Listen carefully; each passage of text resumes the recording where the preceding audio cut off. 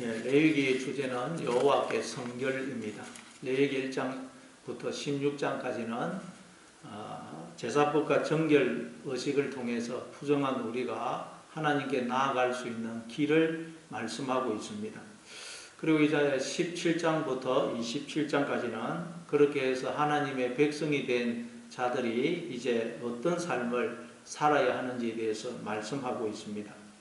마치 신약의 서신서를 보면 전반부에서는 교리에 대해서 말씀하고 후반부에서는 교리를 근거로 해서 이제 실제 삶 속에서 어떻게 살아야 할 것인가를 말씀하는 것과 같습니다. 오늘 본문에서는 소나 양이나 짐승을 잡을 때 진영 안에서 잡았든지 아니면 진영 바깥에 잡았든지 일단 잡은 고기를 먼저 회막문으로 가지고 와서 여호와의 성막 앞에서 여호와께 먼저 예물로 드리라고 말씀합니다. 그런 다음 그 잡은 고기를 먹든지 뭘 하든지 하라는 것입니다. 이렇게 하지 않으면 그 자는 피를 흘렸기 때문에 백성 중에서 끊어질 것이라고 말씀합니다. 이걸 두고 영원한 규례라고 그럽니다. 이 말은 오늘 우리도 이 규례에 담긴 영적인 의미를 깨달아서 그걸 그대로 실천을 해야 된다는 말씀입니다. 그럼 오늘 본문이 우리에게 말씀하는 것이 뭔지 본문을 읽어가면서 살펴보겠습니다.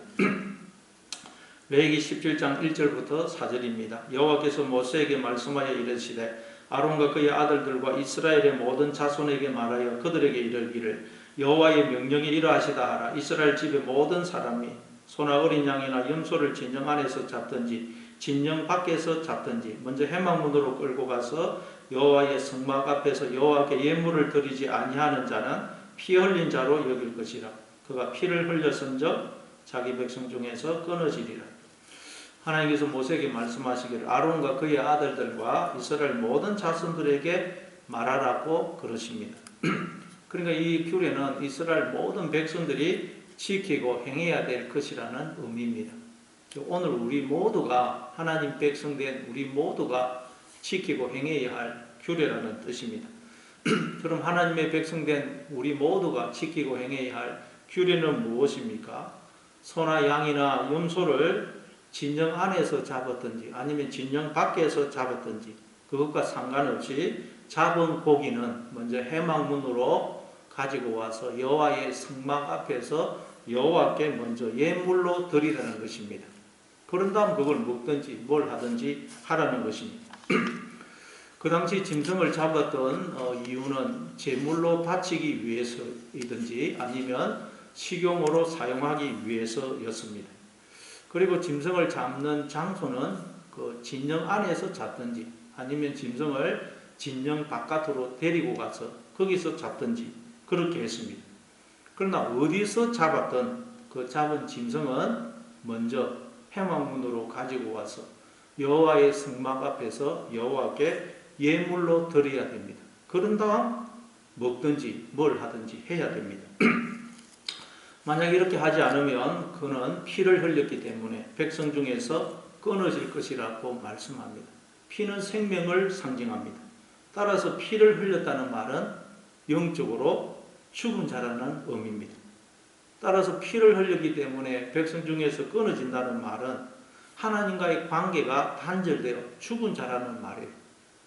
하나님과 아무 상관이 없게 된다는 말입니다.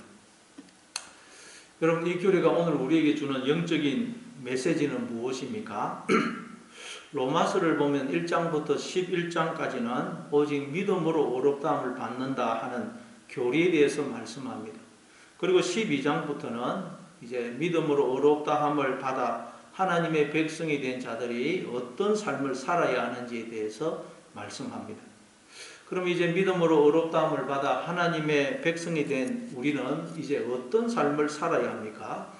사도 바울은 로마서 12장 1절에서 이렇게 말씀하죠. 그러므로 형제들아 내가 하나님의 모든 자비하심으로 너희를 권하노니 너희 몸을 하나님이 기뻐하시는 거룩한 산 제사로 드리라. 이는 너희의 드릴 영적 예배니라. 우리의 몸을 하나님이 기뻐하시는 거룩한 산 제물로 드리는 삶을 살라고 그럽니다. 저 어디서 무엇을 하든 내가 이 내 몸으로 영위하는 삶이 하나님께 예배하는 삶이 되어야 한다는 말씀입니다. 다시 말해 삶이 예배가 되어야 됩니다. 삶이 예배가 되어야 돼요. 이게 우리가 드려야 될 영적 예배, 즉 진짜 예배라는 것입니다. 요즘 코로나 사태로 인해서 많은 교회가 예배당에 함께 모여서 드리는 대면 예배를 드리지 못하고 인터넷으로 드리는 비대면 예배를 드리고 있습니다. 지금 이 수요 예배 설교도 비대면으로 하고 있습니다. 이걸 두고 어떤 목사님은 하나님이 우리 한국 교회에 코로나라는 대포를 쏘셨다. 비대면 예배는 제2의 종교 교역이다. 그런 말씀을 하셨습니다. 또 여기에 관해서 어떤 분들은 그게 무슨 말이냐? 대면 예배는 교회의 생명이다. 그렇게 해서 논쟁이 일어나고 있습니다. 거기에 대해서 오늘 본문은 우리에게 좋은 지침을 주고 있습니다. 오늘 본문은 우리에게 짐승을 진영 안에서 잡았든지 아니면 진영 바깥에서 잡았든지 그것은 중요한 것이 아니고 어디에서 잡았든 중요한 것은 그걸 먼저 회막문으로 가지고 와서 여호와께 예물로 드리는 것이라고 말씀합니다. 여기서 짐승은 예수님을 상징하고 또 우리를 상징합니다. 근데 짐승을 어디서 잡았든 그건 중요한 게 아니고 중요한 것은 그 잡은 짐승을 먼저 하나님께 예물로 드리는 것이라고 말씀해요. 다시 말해 우리가 어떤 예배를 드렸든 즉 어디서 어떤 경로를 통해서 은혜를 받았든 뭐 대면 예배를 통해서 은혜를 받았든 비대면 예배를 통해서 은혜를 받았든 중요한 것은 우리의 몸을 하나님이 기뻐하시는 거룩한 산 제물로 드리는 것이 참된 예배라는 것입니다. 이게 여러분 예배의 본질이고 핵심이고 삶이 예배가 되는 것, 이게 진짜 예배라는 것입니다. 물론 코로나 같은 비상시국이 아니라면 우리는 당연히 함께 모여서 예배를 드려야 됩니다. 그러나 코로나 같은 비상시국에서는 우리가 융통성을 발휘해서 얼마든지 비대면 예배로 드릴 수 있습니다. 아니 교회는 세상의 빛과 소금이기 때문에 이 어려운 시대를 만나 고통하고 있는 세상 사람들에게 교회는 할 수 있는 한 위로와 힘을 주고 주님의 선하신 모습을 보여줘야 됩니다. 그래서 교회는 할 수 있는 한 이 정부 시책에 협조해야 됩니다. 그래서 우리는 어려움에 처한 세상 사람들에게 위로를 주고 그래서 주님의 모습을 보여줘야 돼요. 왜냐하면 예배의 본질은 대면 예배냐 아니면 비대면 예배냐에 있는 것이 아니기 때문입니다. 짐승을 진영 바깥에서 잡아야 되느냐 아니면 진영 안에서 잡아야 되느냐 그건 본질이 아닙니다. 어디든지 잡을 수 있어요. 어디에서든 진영 안에서도 잡을 수 있고 진영 바깥에서도 잡을 수 있습니다. 중요한 것은 어디서 잡았든 그 잡은 짐승을 하나님께 먼저 예물로 드리는 것입니다. 마찬가지로 대면 예배냐 아니면 비대면 예배냐가 중요한 것이 아니고 어떤 예배를 통해서든 말씀을 통해 은혜를 받았다면 그 받은 은혜를 일상의 삶 속에서 다른 이들에게 나누어주는 삶을 사는 것이 예배의 본질이고 핵심이라는 거예요. 즉 삶이 예배가 되어야 합니다. 그래서 너희 몸을 하나님이 기뻐하시는 거룩한 산 제물로 드리라 그랬놓고 이는 너희가 드릴 영적 예배니라. 진짜 예배라는 게 이게 진짜 예배. 왜냐하면 하나님은 임마누엘 즉 언제나 나와 함께 하시기 때문입니다. 나와 함께 하시는 하나님과 늘 동행하는 삶을 사는 것, 그게 우리가 드려야 될 영적 예배 즉 진짜 예배입니다. 우리가 함께 모여서 드리든 아니면 비대면으로 드리든 그렇게 드리는 예배는 우리의 삶이 예배가 되도록 하기 위해서 드리는 것입니다. 그것 자체가 목적이 아닙니다. 그러니까 진짜 예배는 교회당을 나가면서부터 비대면으로 드리는 그 예배가 끝나면서부터 시작되는 것입니다. 예배가 교회의 생명이다 할 때 그 예배는 삶으로 드리는 예배를 말하는 것입니다. 삶이 예배가 되지 않으면 뭐 대면 예배든 비대면 예배든 그건 아무 의미가 없는 것입니다. 그래서 구약의 이스라엘 백성들이 삶과 괴리된 예배, 삶을 예배로 바꾸지 못하는 성전 안에서의 그 형식적인 예배만 계속해서 드리니까 하나님께서 말라기서 1장 10절에서 너희 중에 누가 성전문을 좀 닫아 주었으면 좋겠다, 그렇게 말씀을 하시죠. 요한복음 4장에도 보면 이와 관련된 내용이 나옵니다. 예수님이 수가성 여인과 대화를 나누는 중에 수가성 여인이 예수님께 우리 조상들은 이 산에서, 저 그림친 산에서 예배를 했는데 당신들의 말은 예배할 곳이 예루살렘에 있다 하더이다, 그러면서 어디에서 예배를 드려야 하는지, 저 그림친 산에서 예배를 드려야 하는지, 아니면 예루살렘 성전에서 예배해야 하는지를 묻습니다. 그래서 예수님이 여자야 내 말을 들어라. 이 산에서도 말고 예루살렘에서도 말고 너희가 아버지께 예배할 때가 이르리라. 아버지께 참되게 예배하는 자들은 영과 진리로 예배할 때가 오나니 곧 이때라. 아버지께서는 자기에게 이렇게 예배하는 자들을 찾으시느니라. 하나님은 영이시니 예배하는 자가 영과 진리로 예배할지니라. 이 산에서도 말고 예루살렘에서도 말고 그러세요. 그러니까 장소는 예배의 본질이 아닙니다. 즉 대면 예배냐 아니면 비대면 예배냐 하는 것은 예배의 본질이 아니라는 것입니다. 그럼 예배의 본질은 무엇입니까? 참된 예배는 어떤 예배입니까?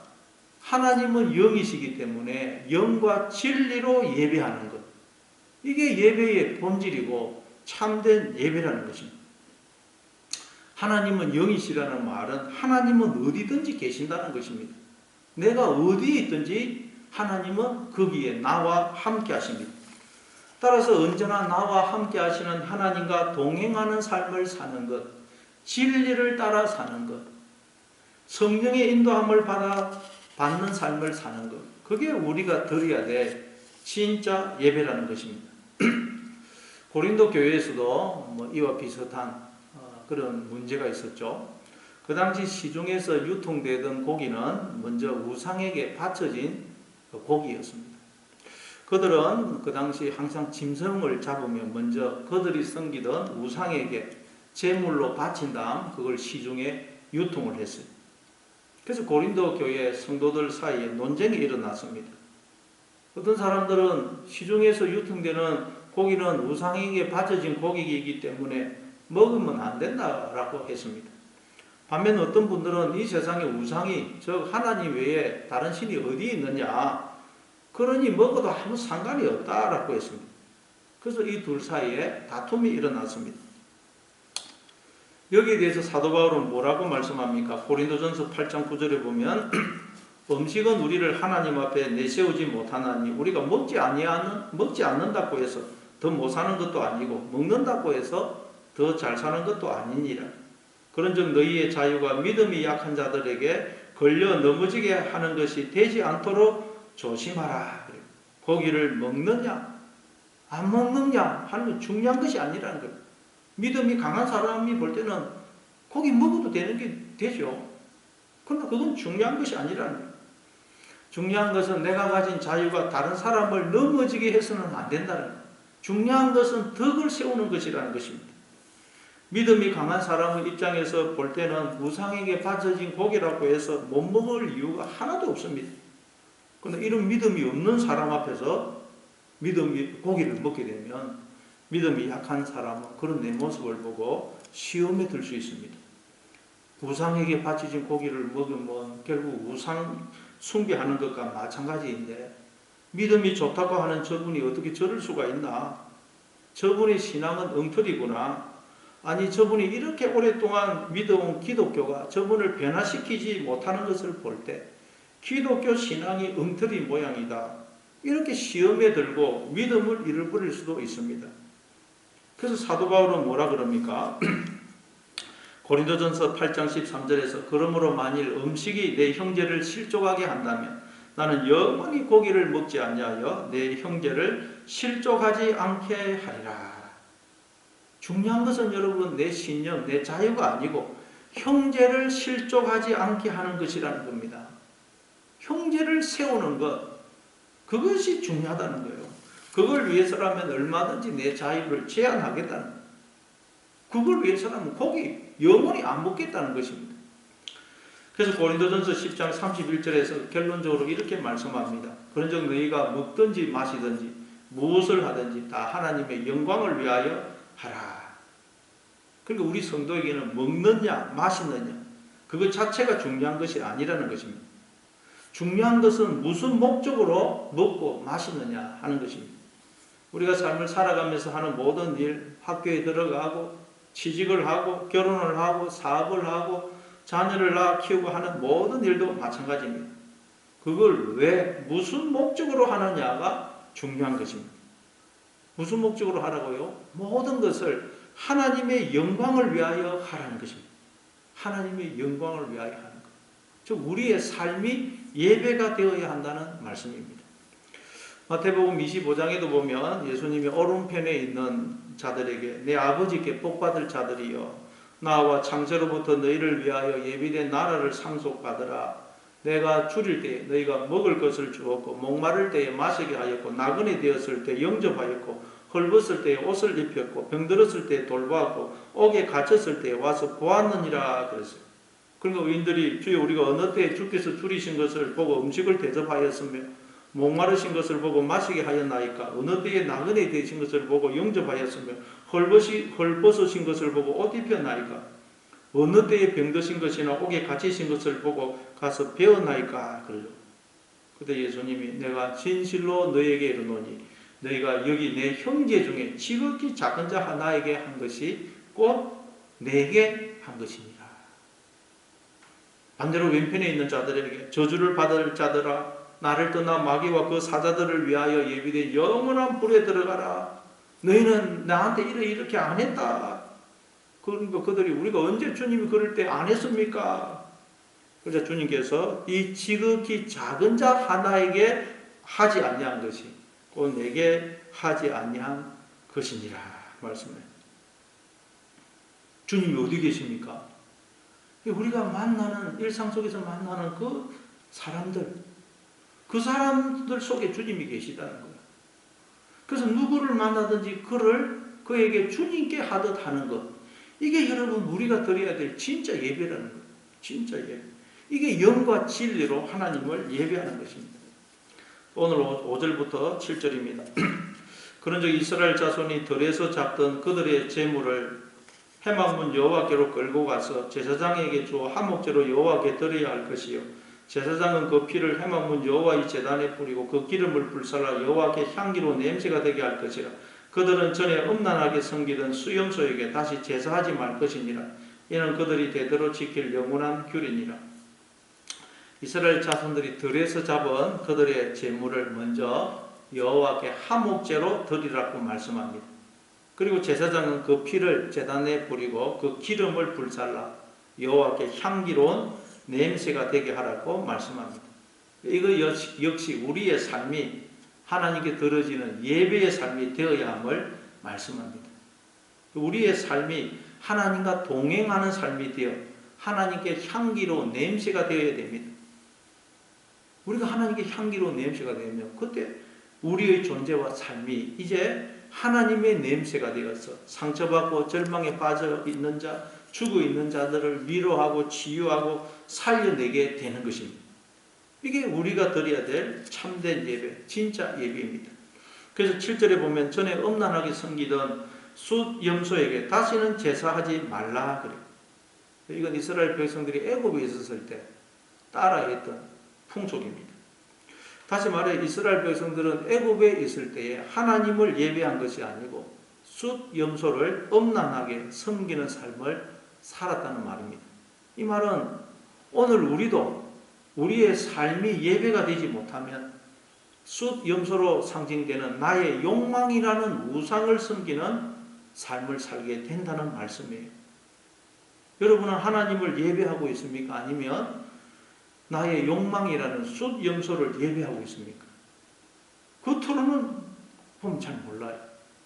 근데 많은 경우 우리를 보면 욕망이라는 숫 염소를 음란하게 섬기고 있다는 것입니다. 그럼 여러분 뭘 보면 내가 지금 하나님을 섬기고 있는지, 나의 욕망이라는 숫 염소를 음란하게 섬기고 있는지를 알 수가 있을까요? 누가복음 18장에 보면 두 사람의 기도가 나오죠. 한 사람은 바리새인이고 한 사람은 세리입니다. 바리새인은 어떻게 기도합니까? 서서 큰 소리로 다른 사람 다 들으라고. 하나님이여, 나는 다른 사람들 곧 토색 불이 간음을 하는 자들과 같지 아니하고 이 세리와도 같지 아니함을 감사합니다. 나는 일일이 2번씩 금식하고 또 소득의 11조를 드립니다 하고 기도해요. 자기의 의를 드러내고 자기는 이렇게 거룩하다고 말하고 다른 사람의 거룩하지 못한 모습을 지적합니다. 그러나 세리는 어떻게 기도합니까? 이 말은 세리는 늘 이런 자세로 삶을 살았다. 기도라는 것은 삶의 자세를 말합니다.